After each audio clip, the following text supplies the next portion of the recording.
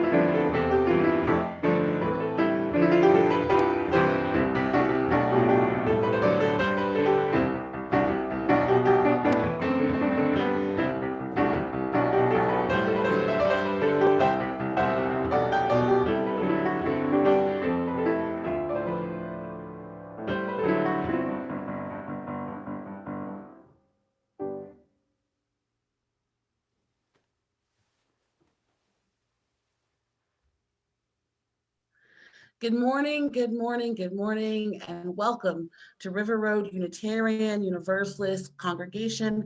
I'm Reverend Amanda Weatherspoon, your Associate Minister. Welcome to our live Zoom service. This service will also be available on YouTube later on and also on our podcast. Welcome to all of you watching whenever and wherever you are watching. This is a place of community, spirit, and service, where we are welcome to bring our full selves, to explore what it means to be in this world together in these times, these strange and different times, as well as the times that feel normal, the times of joy and the times of sorrow. This month of February, our worship theme is that of beloved community. This morning, we'll get to explore beloved community through the concept of communities, a community of communities. What a joy to be together this morning. If you're new or you're feeling new to the space and you'd like more information on ways to get connected, we actually have a new email address that you can reach out to. That's connections@rruuc.org. Connections@rruuc.org. Drop us a line and we'll reach out to talk about ways that you can get connected in our community, ways that you can get involved, and just for more information in general. As with every morning that we gather together, we choose to do this with one another. We choose to weed through the strangeness of this time, the fatigue of this time, even the chilliness of this time, to find yet another way, yet another space to be together. So in that spirit, as always, come, let us worship together. I now invite you to join us in singing our opening hymn as sung by Linda Ryden, Gather the Spirit.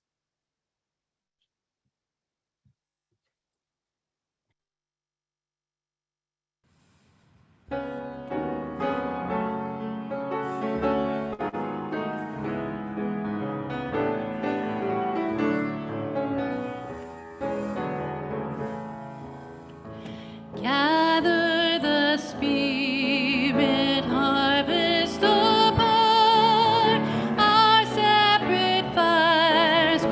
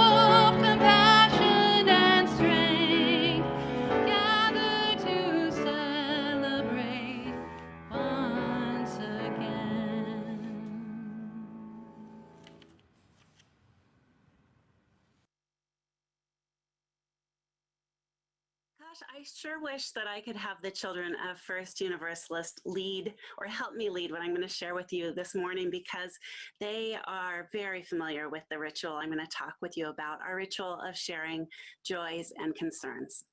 In religious education classes and children's chapels, all the way from preschool all the way up through senior high, usually right after we light the chalice, we take time to share what's in our hearts. And each class has their own way of doing this. Our kids who have been in 2nd through 5th grade children's chapel will recognize this vase of water. When we share our joys and concerns in children's chapel, we will choose a stone to represent what we have shared, and we'll drop it. We'll drop it into that jar, and we say that that water is a symbol of the community that our joy and concern is being held by. When I meet in an adult group that I get to be in with my Wellspring folks, we use this beautiful bowl filled with sand, and we light a candle for each joy or concern that we share, and we plant it in there, and then they burn down while we're having the rest of our time together. The 6th graders have a really creative way of sharing their joys and concerns that I want to share with you. They have these battery-operated candles, and when they get their turn with the remote, they share their joy or concern, and they change the color to match something that symbolizes kind of the feeling of what they're sharing with the group. Now, we do this to get reconnected, but there's kind of a deeper reason to it as well. As Unitarian Universalists, we have faith in the saving potential of our relationships with one another. We believe we are what we've got. And our religion recognizes that we're all connected in this giant web, and what happens to one of us affects all of us. So only by caring for one another will any of us get to live in a just and compassionate world.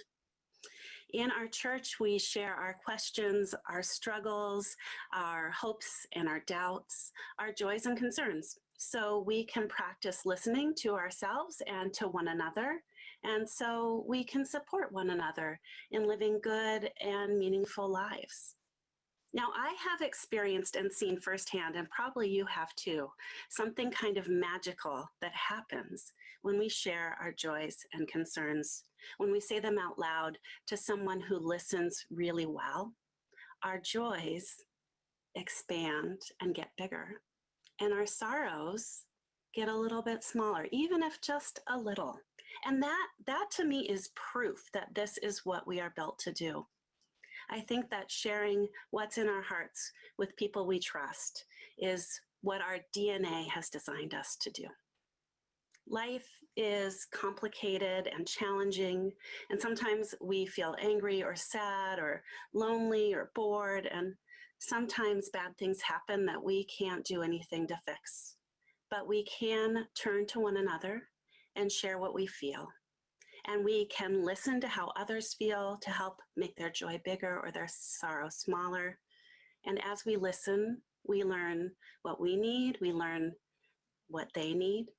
We begin to have a deeper understanding of what the world needs and how we may be part of sort of making it just a better place for everyone.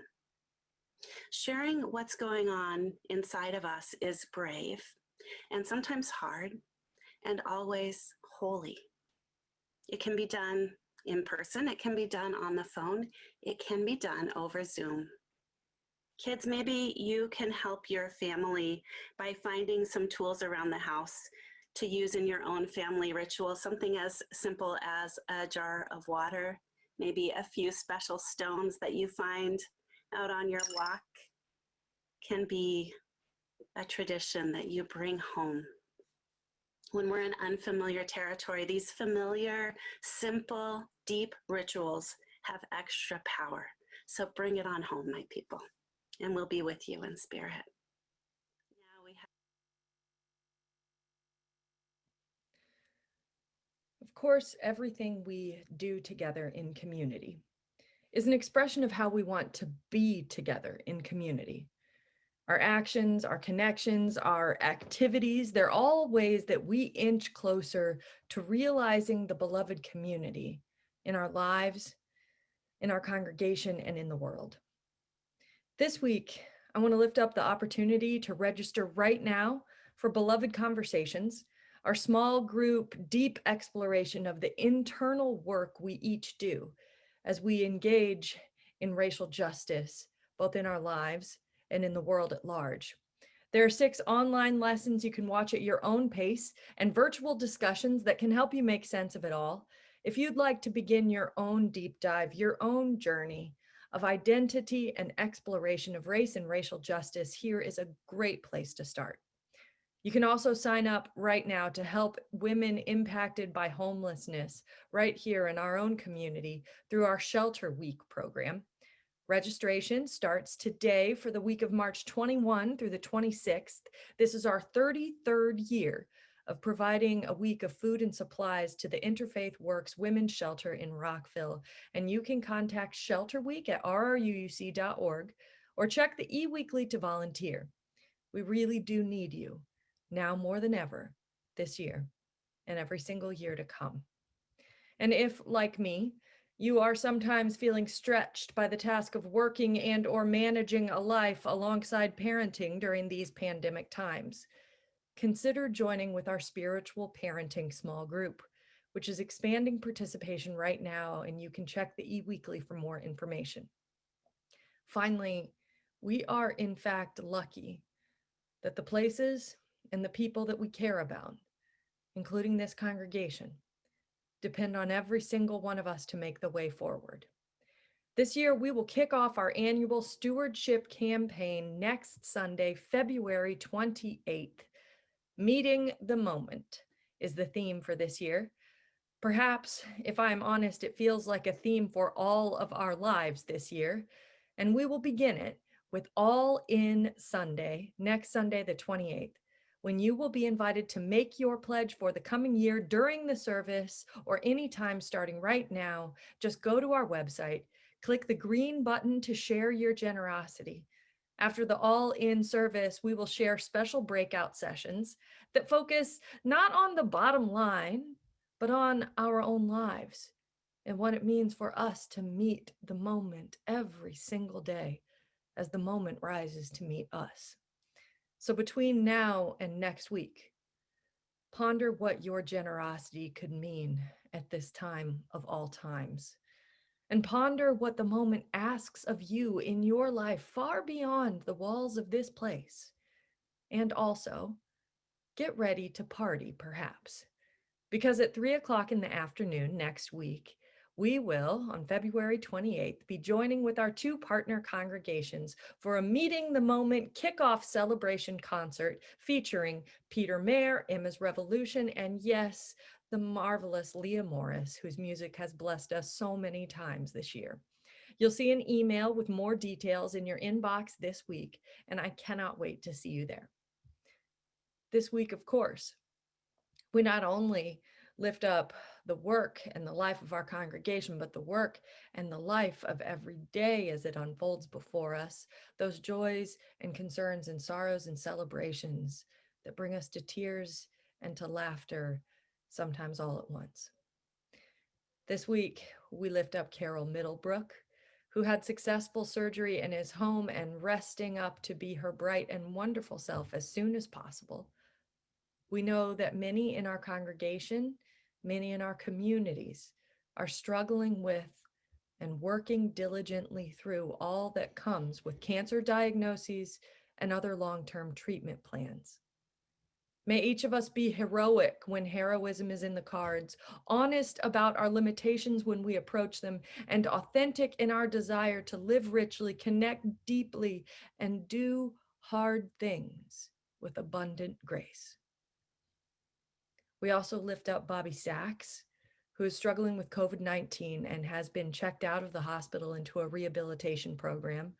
Bobby continues the fight of her life alongside family and beloved friends. Cards are welcome at her home address while she is not able to take phone calls at this time, and all of our love goes to her and with her. And while millions of people all across the country are out of power this week, and millions more are struggling to find warmth and safety in the midst of the storm, Our hearts are with the suffering of those left without the structures that could support them. May our hands and our efforts help to build such structures so that none might be left out in the cold.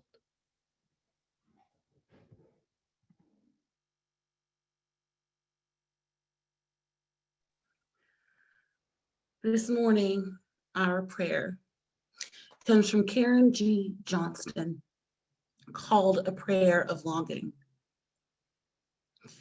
May the invitation of prayer and meditation embrace this holy place and each precious person, moving each and all to connect with a sense of affirmation, sound, movement, or silence, in whatever way your body knows to be true.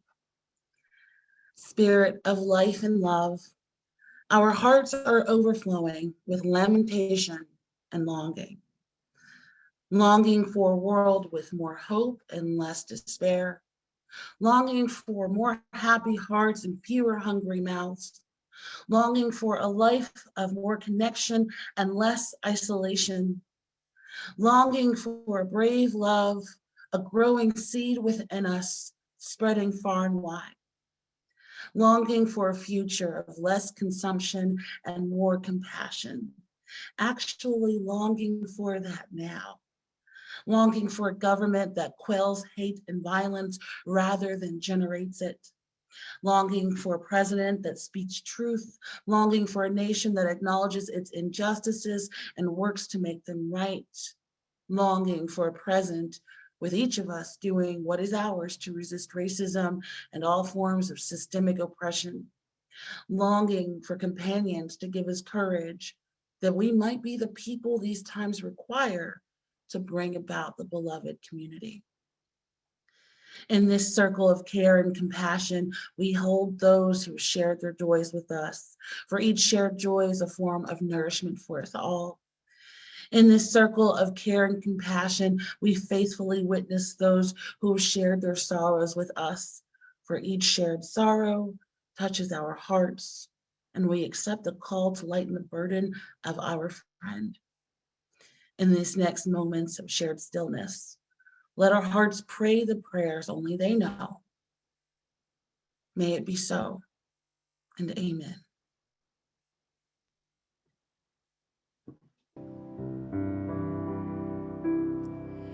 Spirit of life, come unto me. Sing in my heart all the stirrings of compassion.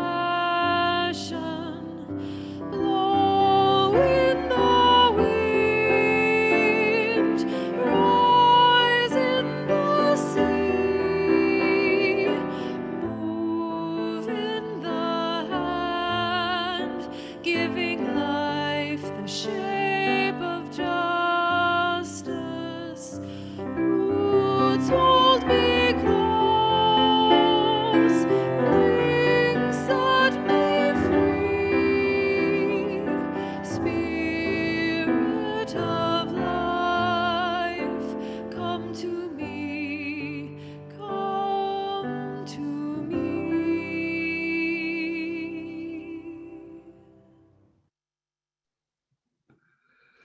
Each week at River Road, we get the opportunity to give generously of our hearts. What we give in this time of offering goes towards building the beloved community here at River Road and in all the ways we touch and connect with the world and the community around us. As you all know, there are so many ways to give. Of course, you can go online at rruuc.com.org/give, and there you'll find our giving page. There you can get more information on how we give, the ways we give, and what it goes towards. You can also give directly there. You can also text to give right now in this time. The number for text to give is 73256. That's 73256 plus RRUUC and the amount. That information is in your chat right now. You can text to give, you can give online, and you can even mail a check to the building if that's what suits your heart. Either way, regardless of when and where and how you give, We each give to be stewards of this community that we belong to, this community that sustains us on this journey of life, this community that allows us to go into the world around us and do the work that nourishes our soul, as well as contribute to this larger, greater community of which we belong. As this music plays, I invite you to give generously of your hearts as you're willing and able.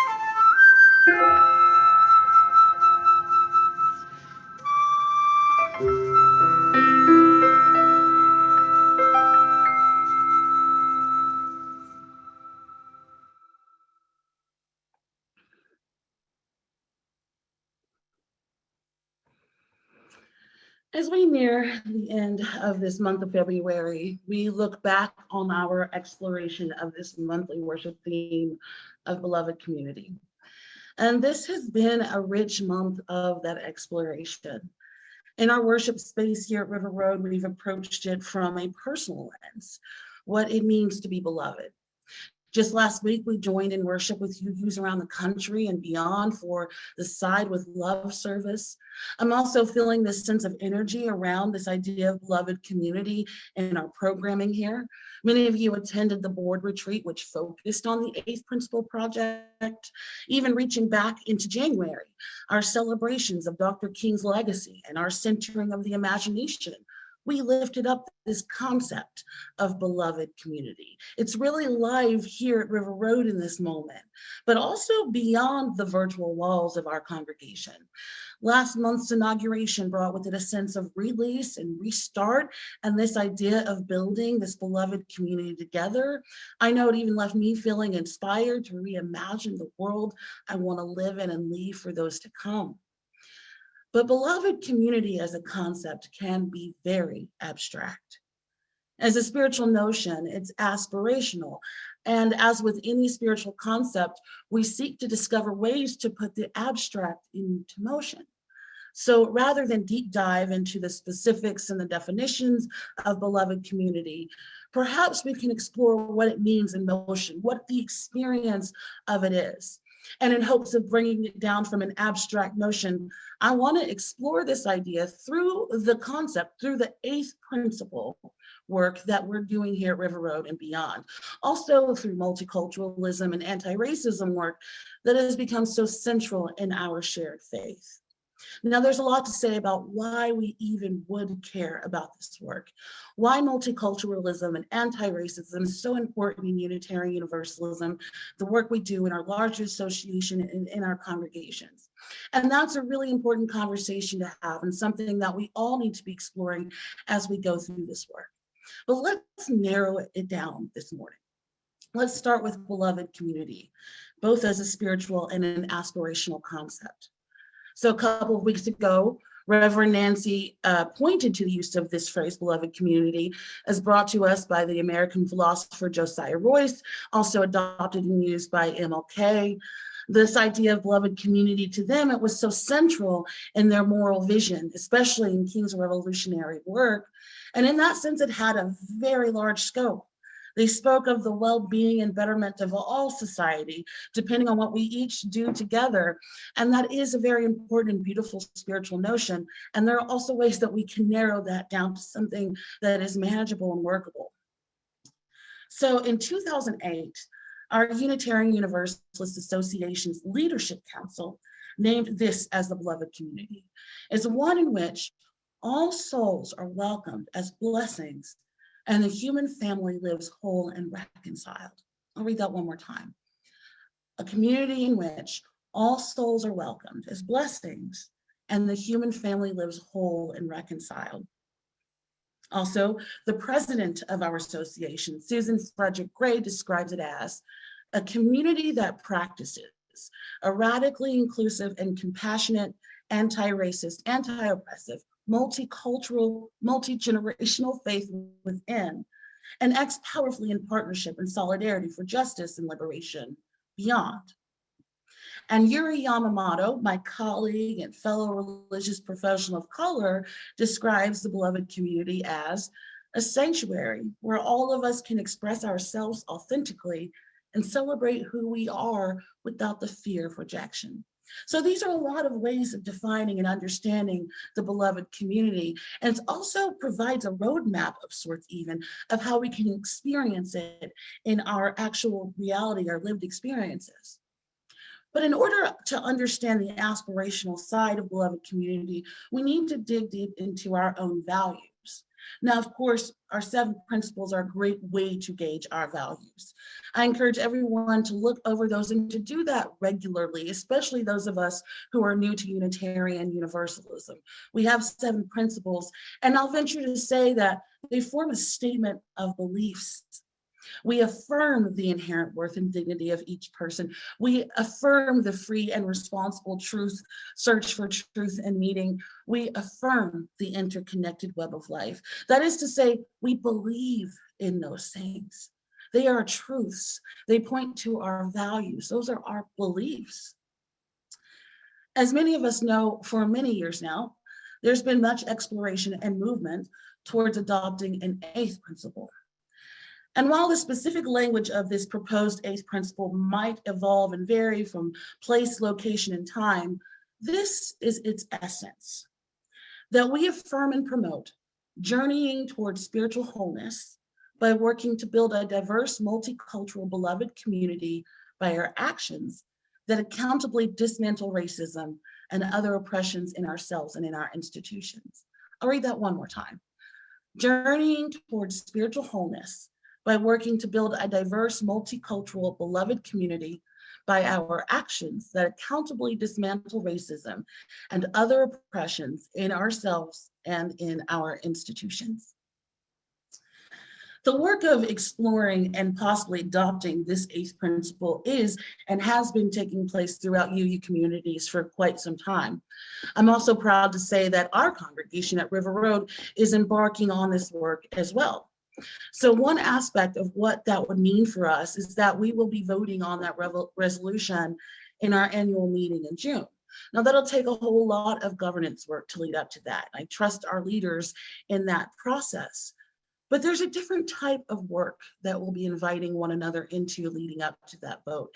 And that is a heart work. Now, I don't want to spend too much of our time this morning sorting through all the ins and the outs of what this eighth principle is and what it means. That will come through the work that we do together from now until June and even beyond. What I want to focus on is the transformative power, not only of the eighth principle, but in the work that it inspires us to do. A few weeks ago, during the board retreat I mentioned earlier, we had the honor of working directly with Paula Cole-Jones, who is perhaps the lead champion of this eighth principle project. She is a phenomenal person. I encourage you all to get to know her, and she's dedicated her ministry to building the beloved community through this proposed principle. In the workshop that she led with us, she used a phrase that called so deeply to me. She was talking about the different shifts that this work invites us into. And one of the shifts that she was describing was that of thinking of a faith community as a family to experiencing a faith community as a community of communities. Now, this was incredibly striking to me because one of the challenges of being a part of a large congregation such as ours is getting connected to each other. Therefore, we really have to rely on our smaller spaces. And our congregation is super active. So I loved it because the idea is that each committee, each group, each team, task force, all the ways that we get involved here at River Road is a community in and of itself. And that the congregation in whole is a community of those communities. And furthermore, that the health of these smaller communities impacts the health of our whole congregation. So as we put the beloved community into motion, we use this shift to ponder, how are we stewards of the communities we belong to here? In the book, Mistakes and Miracles, co-authors Nancy Palmer-Jones and Karen Lynn take a microscope to the anti-racism, anti-oppression, and multicultural work that we do in UU congregations throughout the country. They focused on just a few UU congregations who are doing this transformative work, who've experienced both the mistakes of this work and the miracles that this work can bring out in us. And rather than create a recipe for the right way to do it, they focus on the lived experiences of people in the congregations doing this messy and complicated work. And while the text draws upon research, the focus is on the stories of the joys and mistakes, the setbacks, and the miracles. It's truly a phenomenal and important text that I would encourage you all to read. There are many people here at River Road who have also read this book, and I'm sure they'd love to share their thoughts and ideas on it. So near the beginning of the text, the authors lay out some common threads that they've witnessed in the congregations that they study. Now, they're clear that these threads don't constitute a to-do list for this work, and that all congregations will and do go about this work with their unique styles and variations. These common threads simply point towards common actions that they found across the board in congregations who are embarking on this work. Now, they talk about 11 common threads, but there are only 4 that I really want to center this morning. The authors refer to these 4 common threads as habits of the heart. Habits of the heart. These are less action-oriented and more about the qualities that they witnessed in the congregations doing this work faithfully. So the first one that they talk about is entrepreneurship and adaptability, or simply put, the willingness to change. The term white supremacy culture describes a set of beliefs and practices, whether conscious or not, that center and benefit white people and typically disadvantaged people of color. There are many ways that white supremacy culture plays out in our institutions, and there's a whole lot to be said about it, and that's something for another time. But one of the most powerful and actually destructive ways that I believe white supremacy culture plays out in our institutions is the perfectionist mentality. The idea that not only do we have to get it right, but that we need to do that on the first try. And if that doesn't work, that it's a failure and somebody needs to be at fault. Someone needs to be at blame. And of course, what we know is that this is messy work.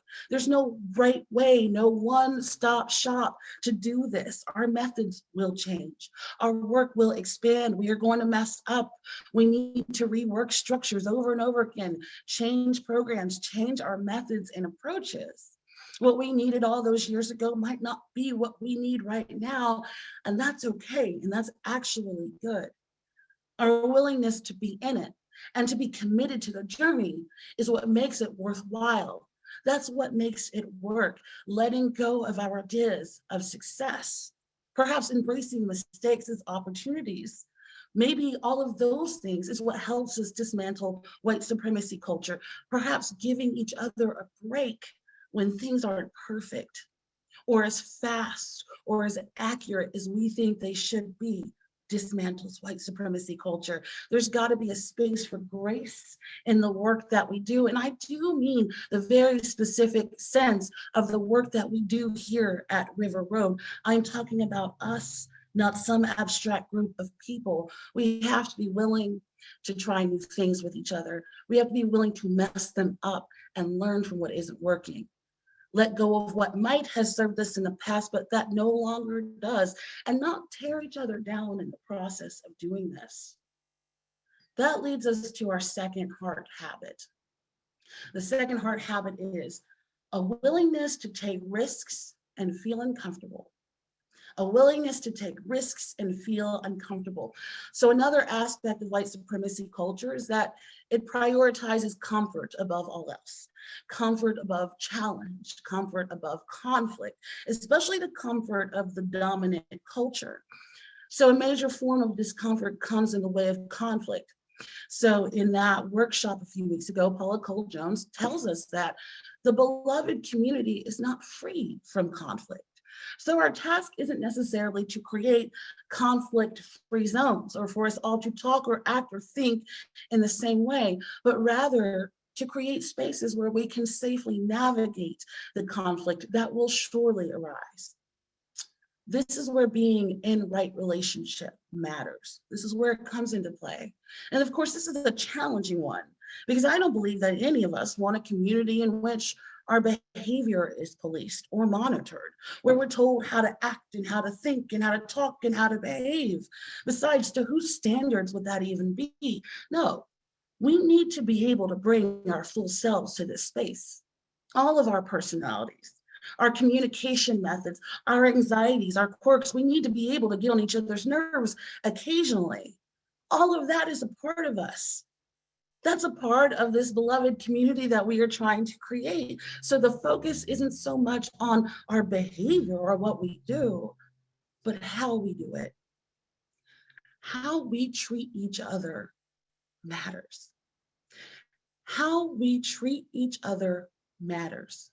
The work we do in this congregation is very important. It's important for our own congregation, our institution. It's also very important to our community. We do a lot in this world, but the way we do that work matters just as much.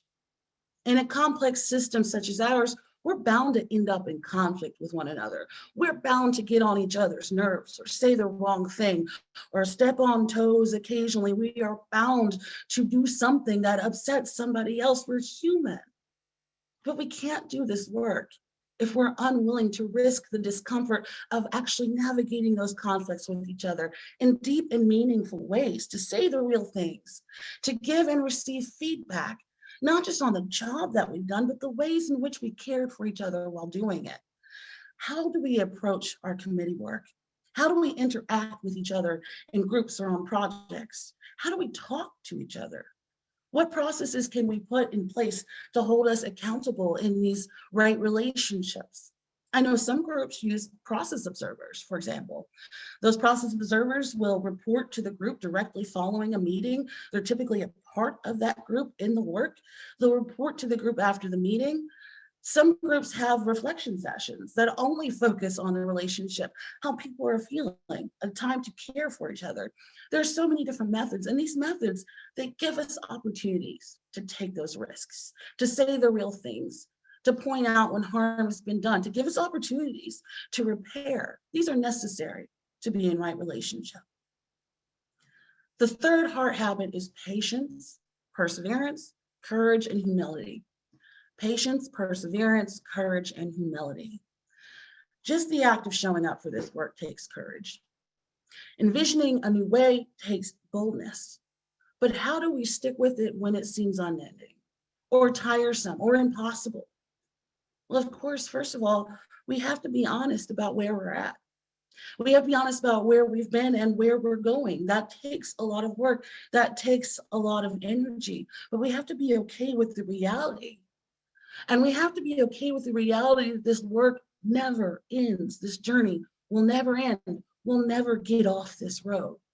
We'll have to let go of the notion that we're going to find one right way to be or one method that will work for us, that will bring us into some sense of self-actualization. That is not going to happen. And that's the good news this morning. Because that will never happen, we know that instead we will be transformed. We have been transformed. There's so much transformative work going on in this congregation that has been going on for so long. We've always been in a space of transformation, and that is such a blessing for us. We are a group of people that, regardless of our faults, we are committed to being in this together. We are committed to transforming our hearts and minds. Perhaps together we envision reworking structures that provide time for rest and reflection. Perhaps together we figure out how we can kind of get away from some of the urgency and perfectionism that underlies the work that we do together sometimes. Maybe we figure out how to make more space for fresh approaches to old problems. Maybe we double down on our commitments to leadership development. Maybe we help one another as we foster the leadership in our communities here at River Road. And the final heart habit is a palpable aliveness and love. A palpable aliveness and love. The last common thread that these co-authors encountered in their research and each congregation was a sense of aliveness and love. That speaks for itself. We get to be joyful. We get to laugh. We get to celebrate and be silly. We get to be excited about this work.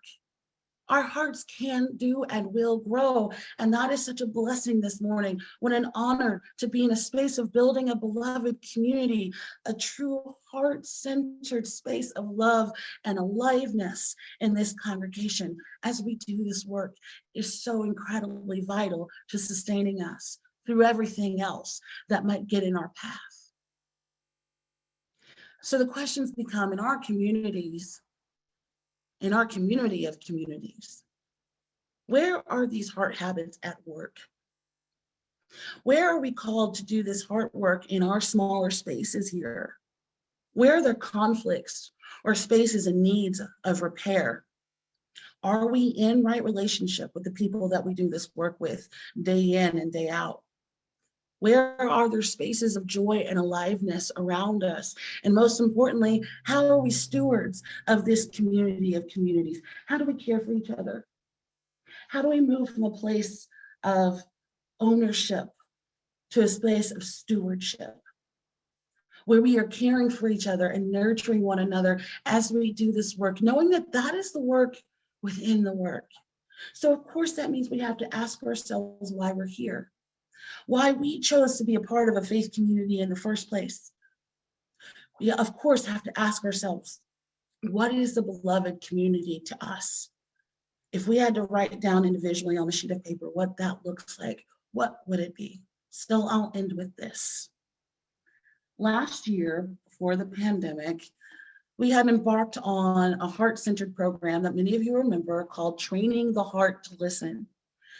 Many of you participated in the listening sessions in which we had space to explore this very question of beloved community. Sabrina Sojourner, who led us through this work, would start off each session with some exercises, and I'll invite you to do this exercise with me. Take a moment and think about the world you're seeking to create. Let your heart go there and let go of any doubts of what ifs. Just go fully to that place. Now ask yourself, who are you in this world? Who are you in the beloved community, friends? It's essential that we be able to imagine ourselves living into that world. Imagine ourselves as we would be if we had the community and the support and the environment that we needed to thrive. Who would we be? We have to believe in that. We have to believe in ourselves in it. We have to do what we need to do in our own hearts and in our own lives to build it together, because that's all that we can do to build the beloved community, is build each other, build up ourselves. And then it's not so abstract. Then it's not something that we can only talk about in speeches, but it's something that we actually have the opportunity to live into right now. Of course, it's not easy. Of course, it's never ending work. As long as we're here in the game, we're in it.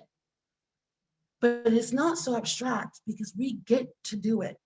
Every time we come together for our work that we do in this congregation, every meeting, every group or committee or task force space, every time during worship, we get the opportunity to build the beloved community. I think we'll be transformed as we explore the eighth principle. Of course we will. I think we'll find doors that open to more doors, that open to even more doors. But we must remember, first and foremost, this work is about spiritual transformation and awakening. This work is about spiritual transformation and awakening. It's about calling the space, creating the space in which we can live into our fullest expression of ourselves and of this community. As we do this work ahead, may we nurture the beloved community that is already alive within each of us. May we do the work to sustain the communities we belong to here and to be good stewards of our community of communities so that it may thrive and be shaped by the next bold generation of stewards to come. May it always be so. Blessed be.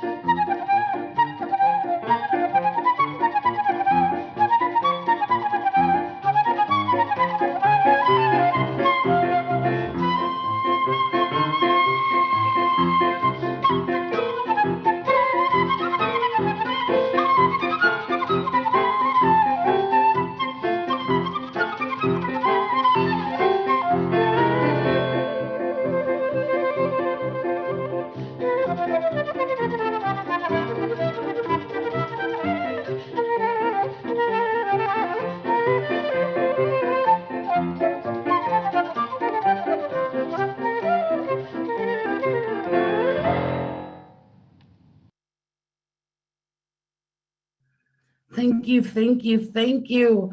Thank you to all the musicians this morning who made this service possible. We are so blessed to have such rich talent among us. Thank you to Bill Pugh and Lisa Orange for being our hosts this morning. Thank you to all the co-hosts who help run this service. And of course, thank you to Dave and Marshall Leonard who helped edit videos, as well as Walt. Let me make sure I have that right before I say who helped and who didn't. Thank you to each of us for helping us get this off the ground this morning. And of course, yes, thank you to Brock Holmes. Yes, thank you to Brock Holmes for helping with the music. As we move into this time and place of benediction, we know that it's not just who helps create the service technically, but to each one of us who helped build this beloved community, for deciding and choosing to show up again and again, to come together. Our closing words come from the book, Mistakes and Miracles, in the introduction from the co-authors who tell us that they believe in the power and potential of congregations and communities like them. Our own experiences show us that when a diverse group of people hang in there together, mindfully, humbly trying to embody their faith in all they say and do, while learning how to be in right relationship with each other, miracles of transformation take place both in the congregation's individual members and in the institution itself. Congregations are living, breathing, human organisms. They are messy, constantly in flux, and prone to make mistakes. Yet they can also be sources of inspiration, comfort, action, and joy. They are not where the fastest change happens on an issue, but they can be where some of the most important and enduring change happens. Let's be agents of change in this world. May it be so, and that ends our service. In just a few moments, Bill will end the recording and we'll go into a space of breakout groups. If you're new to our service or you have only come a few times, you are invited into these breakout groups. These are times when you can discuss whatever might have come up for you during the service. Perhaps this morning, the prompt could be, what does beloved community mean to you and in your life? The breakout groups will end around 11:15 or so, and you're invited to come back into the space to chat some more with one another. So Bill, I'll turn it over to you.